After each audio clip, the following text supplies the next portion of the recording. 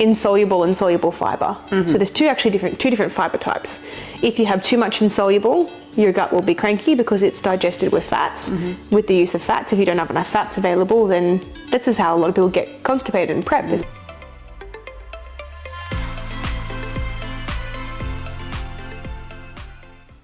Hello and welcome to another vlog on YouTube and podcast on Spotify by the Fit Minds podcast. Coach Mariah Jean and Coach Chloe Jane here. Hello. Hello again. I feel like we just did this last podcast yesterday. Where the fuck's the last week gone? I know. I was thinking that last night. I was like, oh, that's come around so quickly. 10 seconds into the podcast and I've already sworn. I said to myself this morning, I'm stop swearing in podcasts. I feel like at the last podcast you barely swore. It's balance, right? I just 10 fucks per podcast and then the next podcast. But I made up for it because I think you? I said fuck about 5-6 times. Now we've said it 4 times. 3. Sorry guys, if you don't like potty mouth. I actually I shared the podcast with a mama this morning and I said, sorry, there's some swearing in there. And she's like, oh my God, I'm just as bad. I think it's just millennial mums. We just recognise that swearing it's part of life. It is. Yeah. Like even Sienna sometimes. Red and green words. Yeah, right? red and green words. I like the colour red, so I don't really know how this is going to work out for everybody. Red's pretty. Red's pretty. Anyway, moving on with this podcast topic. We've got to have a bit of banter in the beginning before we get stuck into the nitty gritty. Suck people in. I was going to say. This week's a really good one. Actually, interestingly enough, I got this motivation / idea to do this podcast from my business coach. Shout out to Brad from Trainer HQ. We were just kind of talking back and forth and he said something about, like talking about like bloating and stuff. And I was like, oh my God, why haven't I done a podcast on bloating? So here we are chatting about bloating, obviously like feeling like you've, swallowed a beach ball or you feel uncomfortable. Some people get it really bad. I haven't had as many episodes lately because I know what triggers my bloat. But I've got pictures where my stomach looked more pregnant than I looked when I was 20 weeks pregnant. Yeah, it was really bad. Like Alex remembers it. Oh God, yeah. Yeah. I would go 9 days without going to the toilet. Holy moly. It was 2 weeks once and I went to hospital because I just didn't know what to do. When I was 21, I think 22. And they did an x-ray and it was really interesting because it was actually quite embarrassing. And they said this is the most amount of fecal matter I've ever seen in a person your age before. Well, I remember after I had my knee and obviously the anaesthetic and like the meds they give you afterwards, that backed me up for probably like a week. But it's awful. Honestly, if you can imagine, I think this podcast will be very, very popular because how awful it makes you feel. It's not just the physical discomfort. You feel like you're bursting at the seams. You can't put your pants on. It's knowing. It's in the back of your mind all day. You just all you can think about is I haven't been to the toilet today. This is really uncomfortable. Yeah. Then the build up of gas and stuff as well. You're farty. It's awful. And obviously for women, it's a bit of a taboo topic because we don't poo, do we? Oh no. Apparently we don't. That's why we're so bloated. Josh begs to differ. Alex just pretends that I don't do that. He's just like, oh no, it's not a thing that happens. No. I think now dealing with his daughter is realised. It happens. They definitely do poo. Everywhere. Yeah. Talking about poop is such a normal thing, but this is the idea with bloating is that many women, and I would say majority of women, are currently struggling with bloating at some point in their lives, whether it's chronic bloating or temporary at some point where it's during their cycle, and men as well. Let's not forget that men struggle with bloating as well. And they don't know. They don't know what to do about it. They don't know what's causing it. They think that it's just a thing that happens to them and that they've just got to deal with it and live with it. So I guess we want to cover what bloating looks like, for lots of different people, potential causes. I say potential because there's no not one shoe size fits all when it comes to that sort of thing. Yeah, because it's like, well, what happens if someone's got an inflammatory condition, but another person might be reactive to a certain type of food? Yeah, exactly right. So we're going to cover as much as we can. We are sports nutritionists predominantly, but we do actually study gut health and some of the basics with reactions to certain food types. Where you're going to get a more comprehensive coverage will be from a dietitian specifically because they deal with chronic disease and a little bit deeper they delve into it. But thankfully in the postgrad we did a lot on things like gut health, gut bacteria, microbiome, immune function, etc., and how it actually all links together. Yeah. So, whether you get sick or you don't get sick, etc., there's a lot now that they're understanding, even with cancer. Yeah, wow. That they're understanding that there is the gut flora is the key to, opening all of this up. And that's why it's almost as I was saying to Brad yesterday, a buzzword is bloating and the menstrual cycle and gut health, is because we're now learning a lot more about it. It's one of the most unstudied areas. It's not just women's health, but women's digestion and everything like that, but also gut health. It's just still uncovered. Yeah, there's not enough studies or anything like that. Not certainly there has been lately, but it wasn't something that was explored previously. Yeah, right. In nutrition, it was all about, sports nutrition was all about performance and the semantics of things, and in dietetics is about, I guess, yes, disease prevention, but disease management. Yeah. And whereas now we're looking a little bit more about, how can we prevent, right? It's no use waiting until you're bloated. Yeah. How do we stop this from happening? Yeah. Long term. And understanding why, so that you can prevent it. Know your triggers. Yeah. And it will be individual for everybody. So I guess first off, we'll start off with the concept that maybe perhaps you might have a food intolerance, an allergy of some sort. And usually the major culprits, you see everyone going, I'm wheat intolerant, I'm dairy intolerant, I'm gluten intolerant. And it's very popular to smack that label on someone. You have to be very careful when you give that diagnosis as a GP, because GPs don't really have like an in-depth nutritional knowledge. Yeah, well, I remember I went to a chiropractor and she basically said that she believes that I have a gluten and dairy. I can't fucking talk today. You'll get there with it. And dairy. I blame your leg session this morning. I've been up since. Blame Josh again.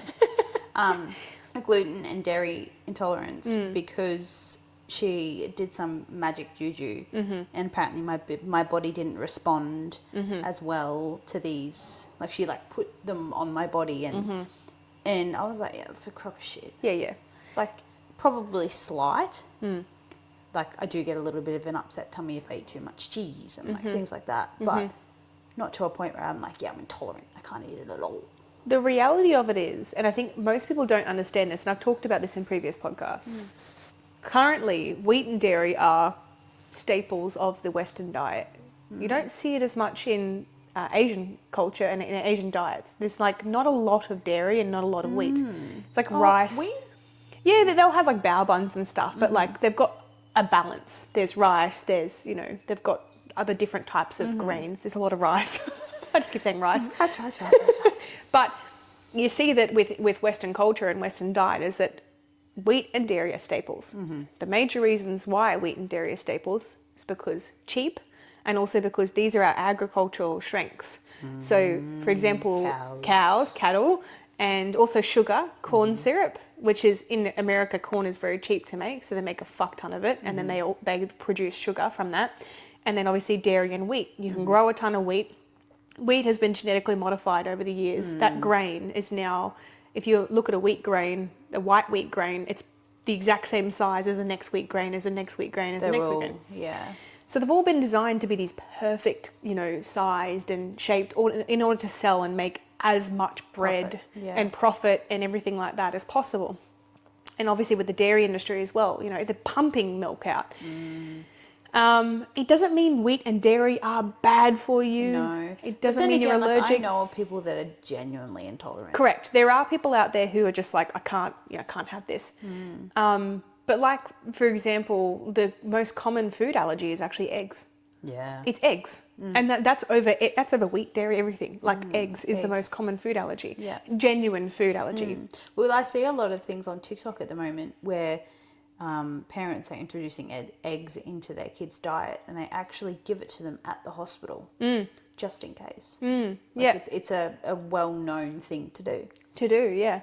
And so so even peanut butter as well, that's one of the ones that peanuts that comes out of it. But there's a difference between allergies and intolerances, and we don't want to go too far into it because this is on bloating. But what people are doing is, in Western society, is we're consuming too much wheat and too much dairy. And as you said, if I eat too much cheese, I get an upset tummy. If you eat too much bread, you get an upset tummy. And so most people don't know what too much wheat is because almost everything they're eating contains wheat. Yeah. You know, you're having bread for breakfast, you're having a cereal, because this is what you've been used to doing. You know, you have some tiny teddies, you have some grain waves, you have some pizza shapes. All these snacks that you're eating are all wheat based. And there are 9 grains. There are so many different grains we can use, but there aren't many rice based. There are, but they're, you know, it's not overly popular to eat rice cakes and rice crackers. You're thought to be super healthy if you do that. There's not a lot of gluten free or dairy free options, etc. And if they are, it tastes like shit. Fucking expensive. It tastes terrible. Yeah. Or they're expensive. Yeah. So it's like then you've got this, you're in this position where you go, okay, well, I don't realize I'm eating this much dairy and this much wheat. And you're basically overloading your digestive tract or your system, your gut microbiome with one food type. And especially a very GMO modified, like, you know, genetically modified food type. So you're getting this really, you know, basically plasticky food, really white bread, and eating a lot of it. And then you're going, why am I so bloated? Why am I so, you know, I've got, you know, I went out for breakfast and I had, you know, eggs and avo on toast, and maybe it wasn't a sourdough, maybe it was a Turkish bread. And then you got home for morning tea and you went, oh, I'm going to have some toast as well for morning tea, just because there's nothing else in the cupboard. And it's like, then you're just adding more wheat on top of it. So I think a lot of people don't realize that it could be their overall wheat intake that is the issue. It's not necessarily, that's one easy culprit, is if we just reduce and then swap. Create variety In your diet. Try and challenge yourself not to eat bread twice in a day, like, or anything wheat based twice in a day. Could you do it? Not at the moment. So I think the major reason why you probably couldn't reduce the wheat in your diet is because maybe you've gotten used to, and I have too, these wheat-based products being in your life. But it's like I eat rice, I eat Wheat Bix. Yeah, Wheat Bix. And then again, they're not bad. We actually need most of our diet to be made up of these things. It's meant to be a large percentage is these whole grains, Wheat. you know, wheat, whole wheat, dark, you know. Well, I find a lot of my like carb sources are wheat based, and it provides me with some fiber. That's right, because there is like that my insoluble Wheat Bix fiber. Yeah, is a good source of fiber and things like that. and this is where people kind of go wrong as well, because this is where it gets confusing. People go, well, hold on, if wheat's bloating me, if white wheat is bloating me, how do I, you know, am I allowed to have Wheat Bix? Or can I still have bread? And then they go the other way and they go, well, I'll just cut wheat out altogether. Yeah. I think it's more a case of knowing what your tolerance level is, right? So it's a trial and error process. Yeah. If your digestion is starting to go a bit funny by the end of the day, it's usually the next day that impacts it, that I've found. You wake up bloated and you wake up and you go, oh, yeah. I can't go to the toilet properly. I'm feeling really bloated or gassy or whatever. And then I always think to myself, how much wheat did I have yesterday? And then I recall and I go back and I went, I had tiny teddies, I had pizza shapes, I had cereal, I had, you know, bread. Oh shit. Yeah, no, I did. I went a bit OTT, right? And so it's just a matter of pulling it back and going, okay, well, maybe I need to just swap something in or out.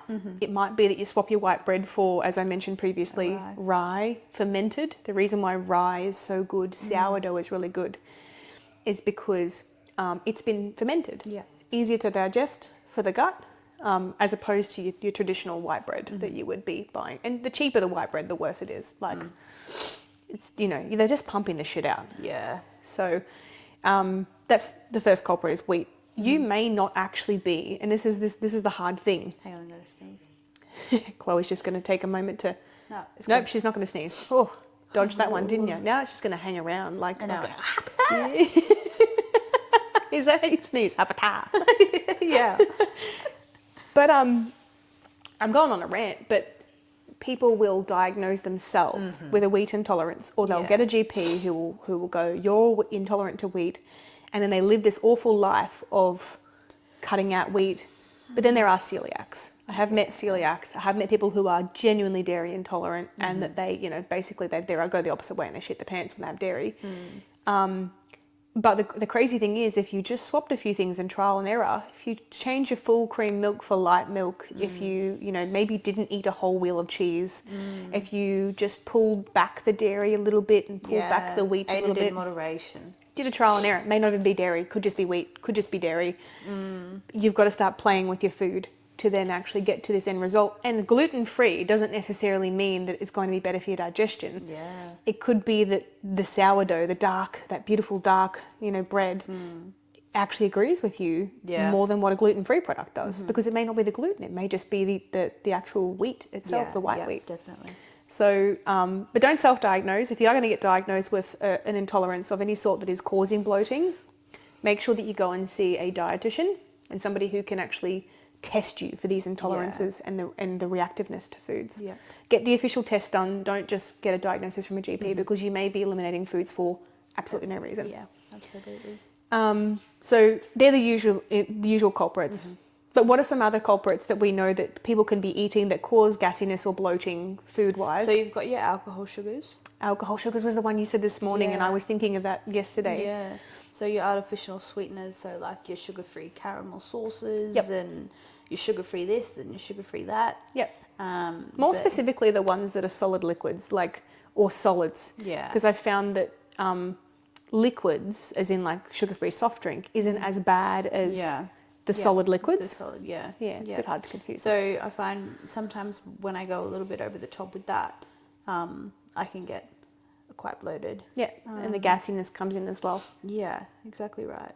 Yeah, and fluid retention. Yeah, it can make it really tricky though, because obviously, like, if you are in a deficit and they're like good alternatives to be using, right? You're like, fuck, okay, like I'm gonna have to jiggle this and rewrite this so I'm not bloating and uncomfortable, but also I'm still able to hit my targets. Yeah, exactly, and also enjoy yourself and prep. And I've seen a lot of prep coaches come out and go, there's podcasts out there that exist, stop eating alcohol sugars in prep entirely and take them out of your diet, and it's better just to have a bowl of berries than to have alcohol sugars, and you should just have 100 grams of berries. There's no enjoyment in that. I'm like, dude, I'm sorry, but nothing is going to convince me that berries taste like caramel sauce. Like, it's not going to happen, mate. Just sniff the sauce. Yeah, like, berries, Yeah. like, it's, you know what I mean? I think, like, don't get me wrong, I'm not necessarily, bagging out coaches in the industry for coming out and saying, look, don't have so many alcohol sugars.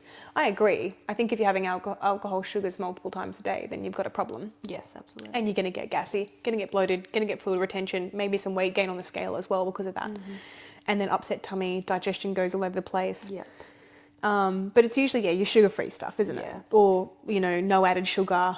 Sometimes the low-fat things as well can have it added. The easiest thing is to just literally Google alcohol sugars, and then you get a list of them, and then you just go, it's usually like steviol, xylitol, maltol, sorbitol, lots of toll. There are some that aren't alcohol sugars though, and are just artificial sweeteners, and things like aspartame, they have like particular little numbers, so sometimes they won't actually say what they are. They'll just reference like 995, 990. They're not so bad. Pepsi Max, like you can have one of them a day. It's not going to fucking kill you.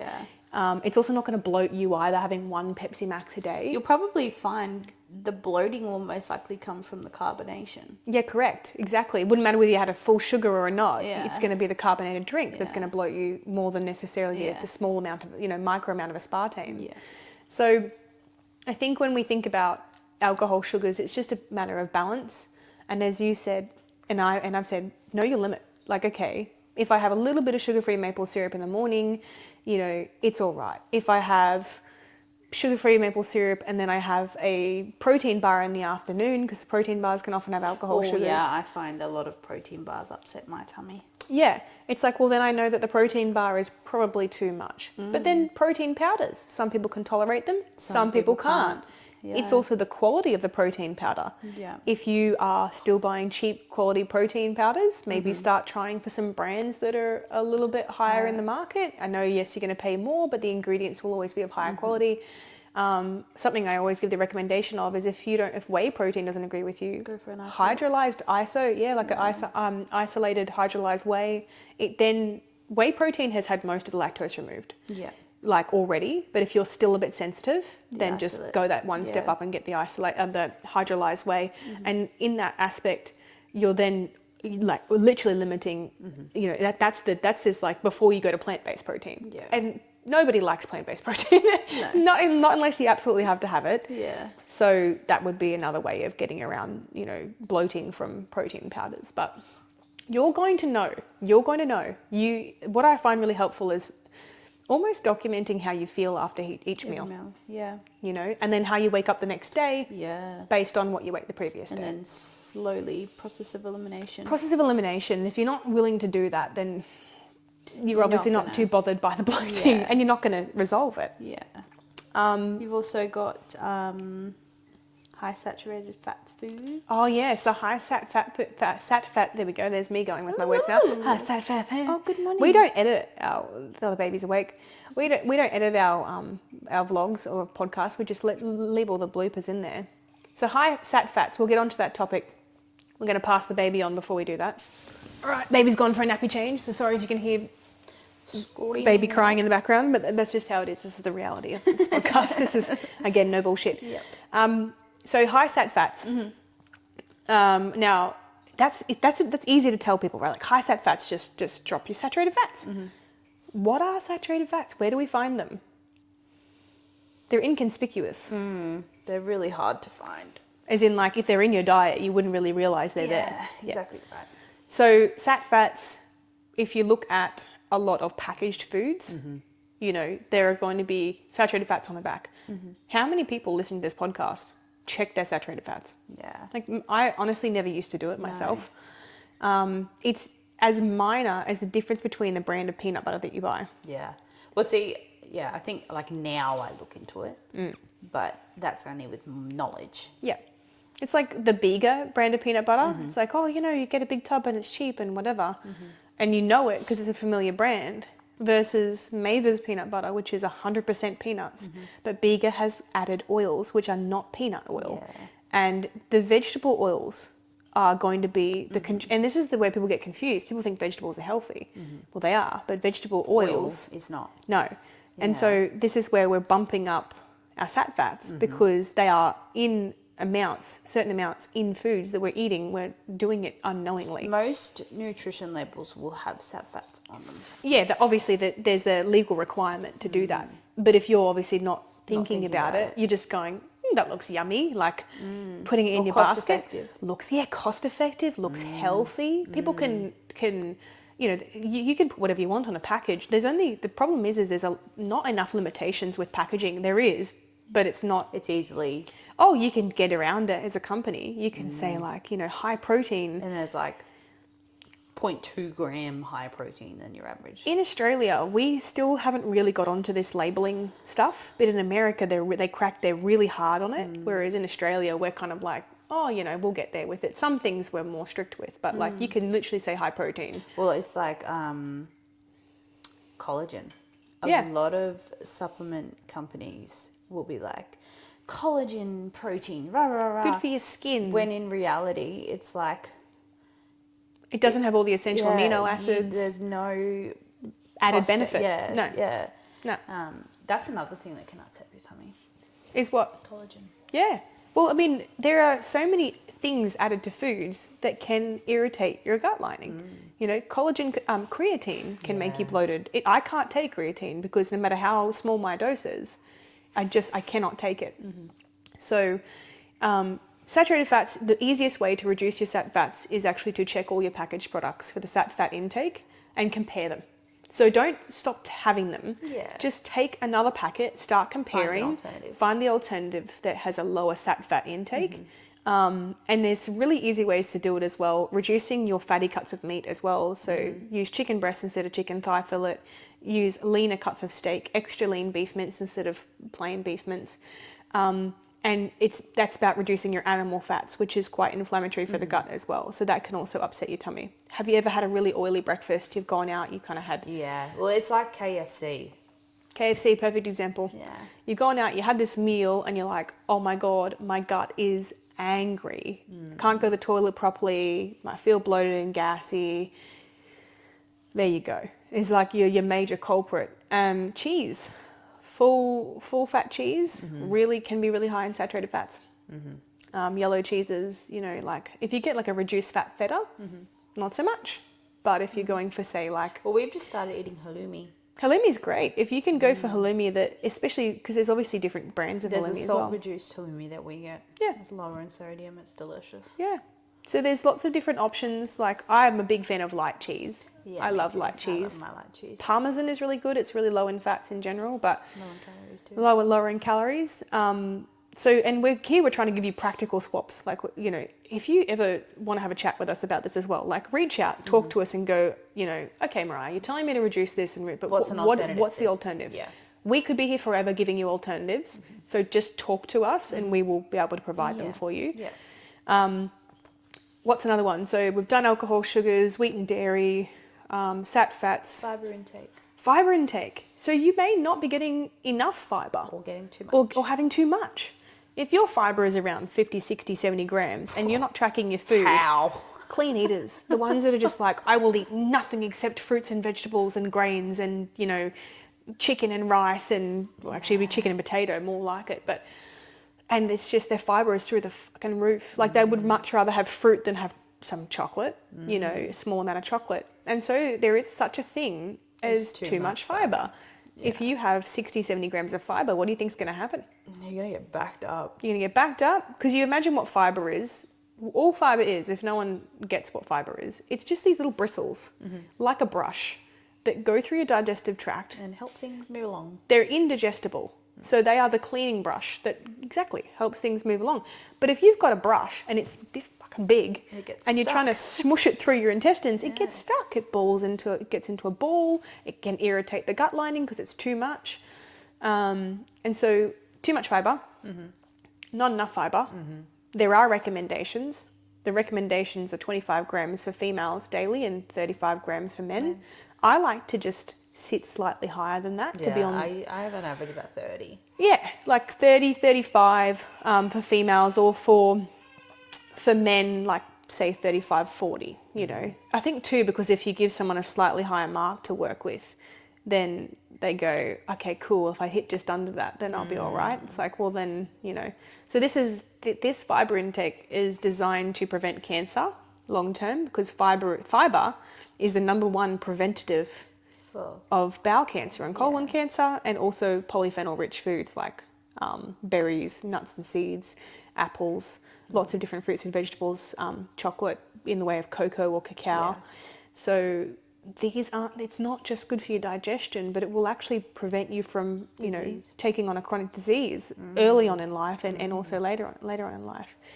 And another one that people don't probably think about is legumes. So a rare percentage, not really rare, but a percentage of the population don't respond very well. Well, we all don't. How many people have had beans and they make you gassy? There is an enzyme that's released when we digest beans, a particular one, and for some people it's overactive and they end up with, you know, like cauliflower and broccoli. Cauliflower, cruciferous vegetables. They can really fuck you up. Like I had a client recently, I'm going to call them out, no one's going to know who they are, but they were eating like tracking their own macros. And this is the thing, people go tracking macros is, you know, not always foolproof. It's not, because you can just eat, you know, chocolate and whatever and make it all fit. Yes, but you can also go the other way and eat too clean. This is why we have the fiber recommendation, because if it's like, well, if it's 35 or 40 grams and you're at 60 or 70, you're too high. Bring back your cleanness and bring in some stuff that you enjoy eating, you know, even if it is juice, it's less fiber. But, you know, this person was eating a kilo of cauliflower rice a day. And yes, it's volume eating, like, but this is the end of volume eating, where it's like, holy shit, I know you're trying to fill yourself up, but there are actually... To what extent? That's right. There are particular, I don't know what the exact, I think like ingredient or whatever it is, or like... I think it's actually just a micronutrient that's in cauliflower and broccoli.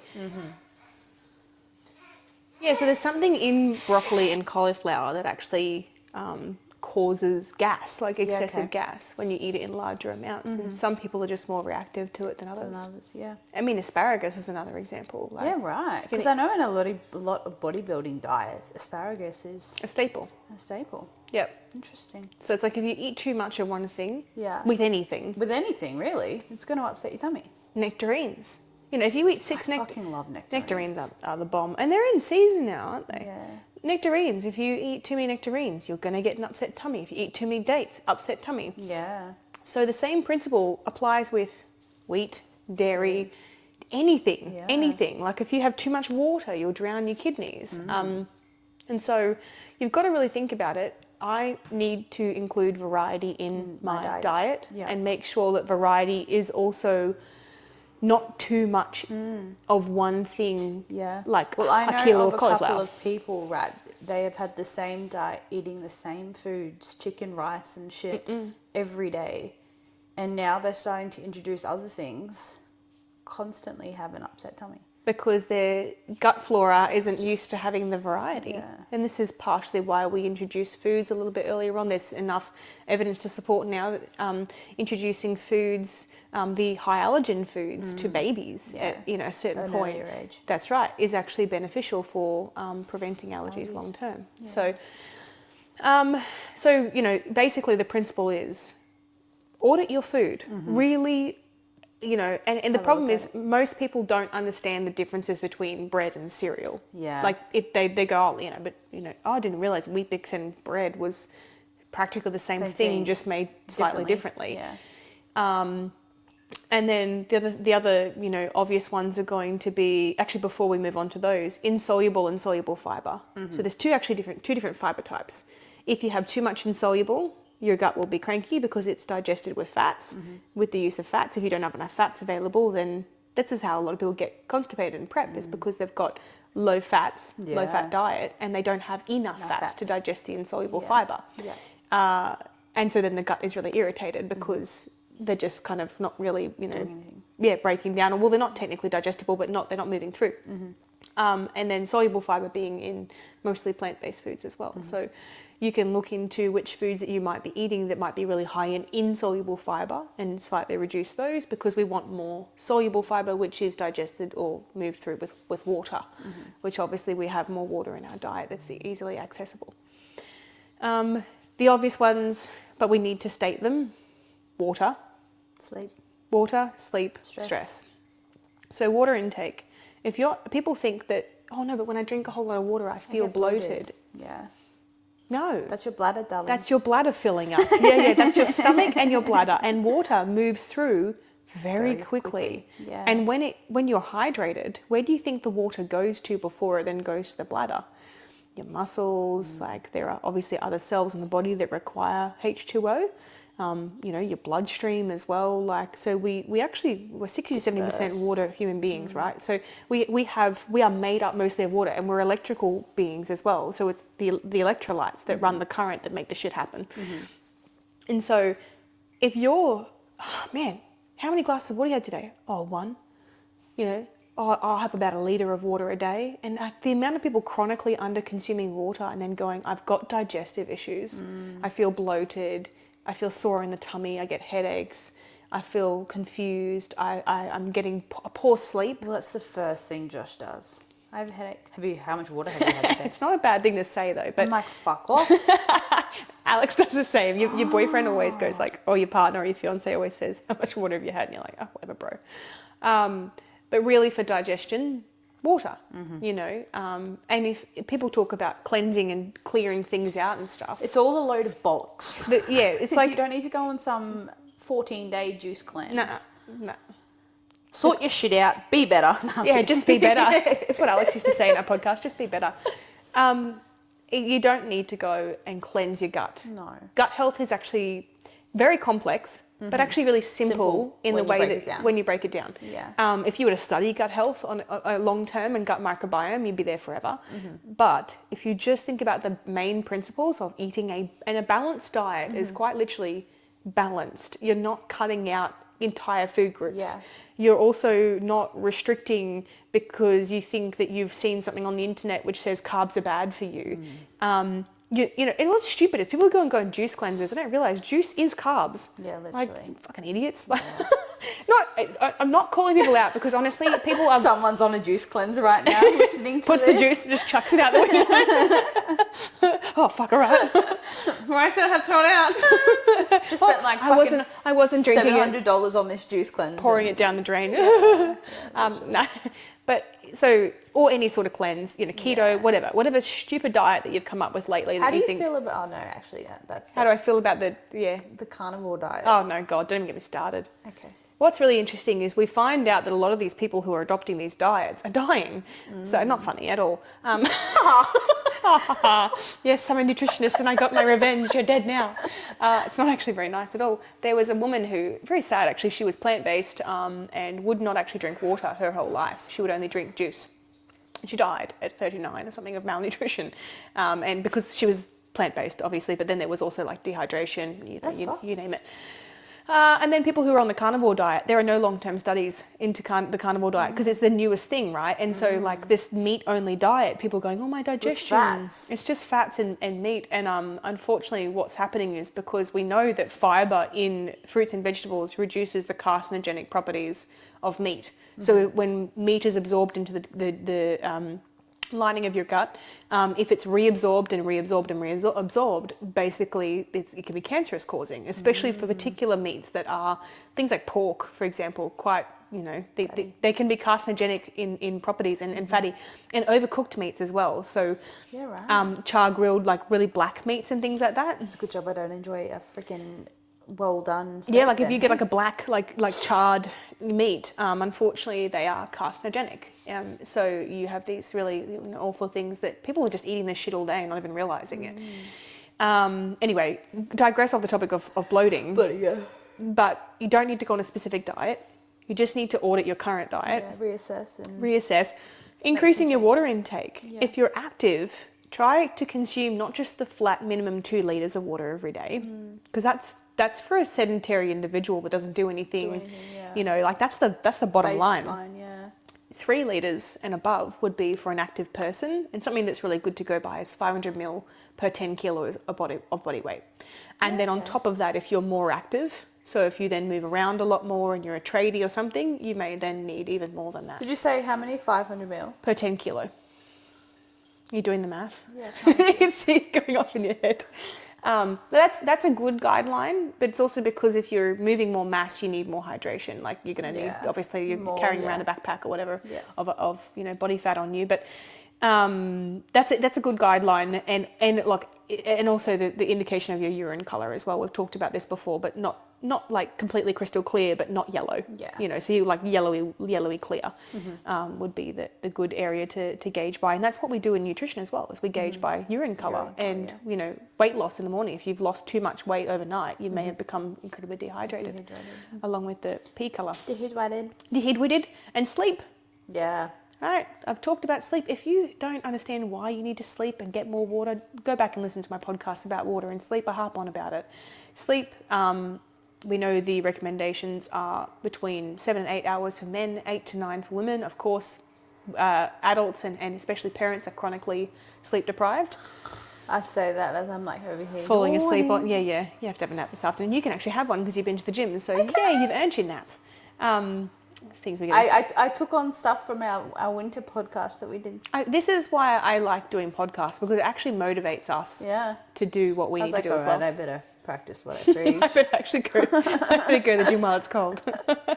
I went last night as well. But, you know, it's these things, and also exercise for bloating as well. If you are a sedentary person, if you sit down all day, if your steps are really low, if you are not active, if you're not getting exercise in currently, one of the best things for what we call peristalsis of the GI tract, which is basically just your bowels doing this, pulsing and going like, you know, getting it through, like massaging the chyme through the poop, is exercise. It then, can help to stimulate the bowel movements, which is very healthy. So get moving, go for a walk. Well, I even found that soz is TMI, but like I was very sedentary over the weekend. I did not get off the couch. It's okay to have weekends like that. I mean, I went for a walk with the dog on the beach, but no, we didn't. We went down to the cafe. I digress. But I have probably not pooed in about 3 days. Wow. And so what do you think what do you think your triggers have been? Sitting Well, down. I mean, I had pizza on Friday night. There we go, trigger food. I haven't, then not intentionally underate on Saturday. And So then you pretty much didn't put much in the way of fiber through your GI tract, then stopped it all together. Yeah. And then the sedentary. I haven't, but after being to the gym this morning, I'm probably going to go home and sit on the toilet. Yep. You ready? You ready for it? And then, because I had the runs yesterday. That's this the whole world is getting to know Chloe. You think I'm open? Chloe's like the entire fucking. I have no boundaries. No boundaries. Front door is open. Come in whenever you want. Well, it's relatable. Everybody relatable at some point. Oh yeah, God yeah, gets the runs. Yeah. Yesterday. Yeah, I was vomiting on Sunday. You had the runs on Monday. Yeah, Sunday. Monday. Good times. We always get something on a weekend, don't we? Because that's the thing. It's like I went from being constipated. Yeah. To then the opposite. Yeah. And sometimes you've got to think about as well, we're not just talking about bloating in a sense of you can't go to the toilet. Sometimes you will get bloated before you get that, and it's painful as well. And you've got to think, what did I eat? Did I eat something off? Is it a once off? Is it chronic? Also menstrual cycle as well, in the lead up to your menstrual cycle. Yeah, that's a big one. If you're chronically bloated, what I was going to say is if you are chronically bloated in the lead up to your menstrual cycle and you also have symptoms of oligomenorrhea, dysmenorrhea or amenorrhea, which is basically irregular length of period. So it would go from being a 3-day period to then being a 10-day period, the next one. So it's just all over the place. An absent period. Absent period, which is amenorrhea. And that's anything less than 6 cycles a year. It could be 9. I always get my 6s and 9s confused. They look similar. Yeah, look, I'm numbers dyslexic, honestly. Yep. And then dysmenorrhea, which is incredibly painful periods, pain shooting down your legs, all that type of stuff. If you're getting those symptoms, spotting between periods, spotting after sex as well, this is really important to remember these factors. There could be something underlying. There could be something that's going, especially even if you've been having trouble conceiving, this is all the stuff that really adds up. Go and get checked. Push for an ultrasound, push for hormonal testing, yes, the days, sometimes they do days 10 and 21, I think, of cycle testing. Or 5. There's different ways of doing it. Yeah. You can do days 5 and 21 or 10 and 21, or you could do days 7 and 21 as well. It depends on what the way doctor. That they do it. Yeah. And as long as you're testing at 2 kind of crucial points in the cycle, you're getting those results. You can get your hormones tested. But then go further, poke a little bit further, get an ultrasound. There is obviously an MRI as well. It's literally, I got my diagnosis from an ultrasound, multiple ultrasounds. And just because you could find that this GI upset that you're getting, this constipation, which I was getting, before it was linked to the adeno, which I just had no idea that there was going to be that correlation between the two. And obviously relief around that time. So, we've talked about the elimination and the process of increasing your water intake and, getting your sleep hours up as well, and reducing overall stress, because we know stress can really stuff you up. If you have an argument with your partner or something, the next day your digestion's all off.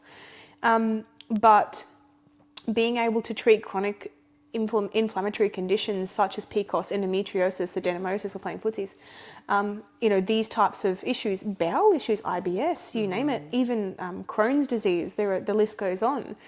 Being able to treat those, first of all, obviously comes from a dietary intervention perspective.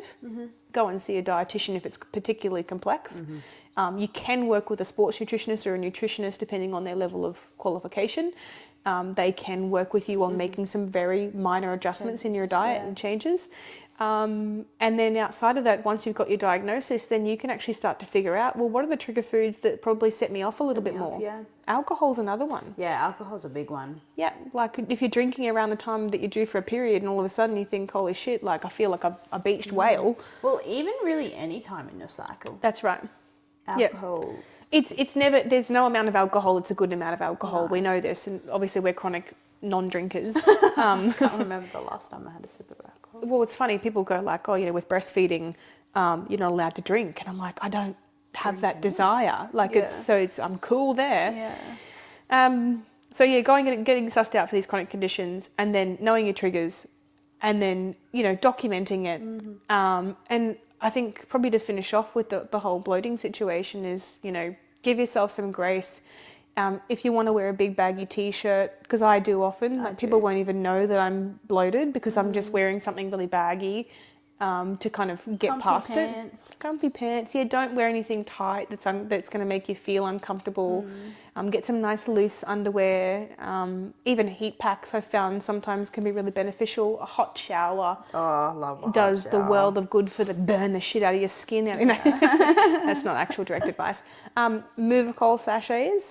Yeah, you got your pro and prebiotics. Pro and prebiotics as well. I think that's one of my first points of call, especially if someone is chronically stuck. I go, look, let's try a prebiotic first. Well, I remember when in prep you also recommended vitamin C. You can do a Vit C or a magnesium cleanse, which is kind of off the books. Which I mean, to be completely honest, it's not typical nutrition practice. But if you have tried Movicol, especially in prep, if you've tried probiotics, I would never use actual laxatives, and I never even recommend them. Because the problem with laxatives is that it irritates the gut lining. So it actually, if you're already irritated, it does it again. Makes it worse. It can, yes, bring on, you going, but then your gut health has to somehow restore itself after that point. Well, I've got a friend, she can't poop without them. Yeah, well, exactly. So laxative abuse actually leads to an underactive peristalsis. So I think laxatives are fucking awful. I've never taken them. I think they're the worst thing. When I was struggling with anorexia and bulimia, I used to abuse laxatives because I was like, well, I want this flat tummy all the time. And it's a pretty typical thing. Well, and they recommend them. Like, I remember after my surgery, they pushed for me to have them. Yeah, but in hospitals, as they're giving you, for example, even another thing is pain medications. Nurofen and Panadol will cause constipation, bloating. You'll be stuck. After, my C-section, the amount of pain meds they pump me full of, then they gave me these little tablets to help me go to the toilet. And I thought, holy shit, this is so counterproductive. I'm going to take like 6 million things just to get my bowels moving. I actually stopped taking the medication they gave me to go to the toilet, and I just went back to my good old Movicol sachets. The Movicol is very simple, but it actually uses water. It tastes rank. It tastes terrible. Uses water to pull the feces out of the digestive tract, and it's one of the most non-invasive ways of moving chyme through your digestive, and you can take them every day. Whereas laxatives, you can't. You're actually recommended only to take them for a certain duration. Well, Sienna was very constipated as a kid, and we actually had to have her on like a 30-day cycle. Yeah, taking Movicol every day. Yeah, and the Movicol is actually now more readily used in hospitals than laxatives, so they actually tend to shift more towards Movicol. So I love it, Movicol. I think don't abuse it, obviously, because the thing is that if you don't have anything to move through, it's going to be useless. Yeah. So it's not like with laxatives where you get that constant irritation. Movicol just won't act if it doesn't need to. Yeah. And so it could probably do some damage. I don't know whether there's any sort of long-term side effects. You can look them up, but from what I know, it's probably one of the safer ones if you're very impacted. They talk about fecal impaction and everything. So, and this is, Movicol is not something we traditionally prescribe as nutritionists, but it's something that worst case scenario we end up going there. Magnesium in high doses, yes, and vitamin C in high doses. If you're absolutely friggin' desperate, you've tried everything, you can use them. It is very painful to do. I have been there myself when I had chronic inflammation and I didn't know my trigger foods. And I ended up doing a vitamin C cleanse. I think it was when Alex and I were first together. And it was like 1,000 milligrams every hour or some shit like that. And it worked eventually, but it's because I was at the end of like a 10-day duration of not having gone to the toilet. And so by that point, not much was really working. Yeah. And it's because I hadn't so impacted. Yeah. Well, it's because I hadn't got onto it in the first 3 days, and so I'd allowed it to keep going, and it became this thing where I had to kind of like force it, to happen. Stick a finger up your booty hole. Well, I mean, I didn't go that far, but well, that's what they recommend to do for constipated kids. Really? That would be such a difficult thing to tell your child to do. Like, by the way, this is going to be gross, but I've never done that. I would never. That's just seems like... It's very intrusive. Yeah, it would be. Jeez, wow. I didn't even know that was a thing. God, I'm so sheltered. Or when there's like a little funnel thing that you can get. Enemas are something as well. So enemas, they're actually a thing that exists, but like a thing that you do like insert, and it's a laxative that is basically laxatives that you take orally are ones that will then attack the GI tract from the gut down, whereas obviously the enema is from the colon upwards. Sorry, the anal passage upwards. So you've then got like, you know, the rectum side or the other side trying to get it to kind of loosen up. Yeah. But you imagine that the large intestines, you know, it's not small, like, and even the small intestines, we're not dealing with, when you unravel them, it's like meters and meters and meters and meters. So we're dealing with, you know, when you've got fecal, you know, like what's it called, impact or whatever it's called, you know, you've got a long track to deal with. It's not as simple as just chuck something in there and off you go. Yeah. So anyway, I think that might be it for bloating, managing bloating. And I mean, constipation was kind of thrown in there, but it's a no-brainer that generally it comes with... Yeah, when you're bloated, constipation causes bloating. Yeah, physical bloating, discomfort. Yeah, it's uncomfortable. Weight gain as well. Yeah. You haven't gone to the toilet properly, it's going to weigh something. And then when you do, you're like, oh, I'm skinny. You feel like you've lost like an entire organ or something. Yeah, I'm skinny again. And you'll know, you always feel it. Everyone knows when they haven't gone to the toilet properly, or, you know, so... I know this podcast is probably rather confronting for anyone listening to it, but two females talking about shit. Pretty much, yeah. It's just a whole lot of shit talk. But actual shit talk. Podcast title name. We talk about shit. I think the last podcast name we did say when shit hits the fan. So here we are, we've got a slight disturbing fascination with it. But look, and this actually goes to show what we're like as coaches as well, though. Like, you know, we said this was a podcast that doesn't have any fluff. Yeah. It cuts out the extra fluff. We don't beat around the bush. We don't beat around the bush. We don't sugarcoat it. And also for our clients, we make sure that the conversations we're having are transparent, that they can be open with us, and that we're never going to be... You're comfortable enough to be able to be like, Chloe, I haven't shit in 3 days. And I'll be like, you know what? I'm sorry. This is what we can do. Yeah, here's what we can do moving forward. And we want to work with you on that. And we don't want you to feel uncomfortable. You know, no one should feel uncomfortable with their digestion. Yeah. No one should ever have to be subject to that and made to think that that is just how they have to live and that they have to especially tolerate as a female, because it's such a taboo topic. Taboo topic for women, and also incredibly common for women around their cycles. And that most women are hiding it and not talking about it, and we need to talk about it. And for men, we need to talk about it, especially with what's going on with my dad. We need to talk about it with obviously colon cancer, colorectal cancer, you know, bowel cancer. And you know, the stuff the nitty gritty things that need to be spoken about and addressed. Yeah, absolutely. So anyway, that's it from us, I think, for today. If you have another awesome inspirational topic to cover, I'm going to go deal with a crying baby. Please message us and let us know, because this one was quite enjoyable, I think, for both of us. So. Yeah, very relatable. Hopefully we've been able to help you out a little bit, and maybe you might even be able to message us with some success stories when you're bloating. Yeah, or not even that, even if you're struggling. Yeah, of course. Yeah, absolutely. If you're going, oh my God, I'm still lost, swing us a message. We're always here. Absolutely. All right, thanks a lot. Okay, bye. Bye.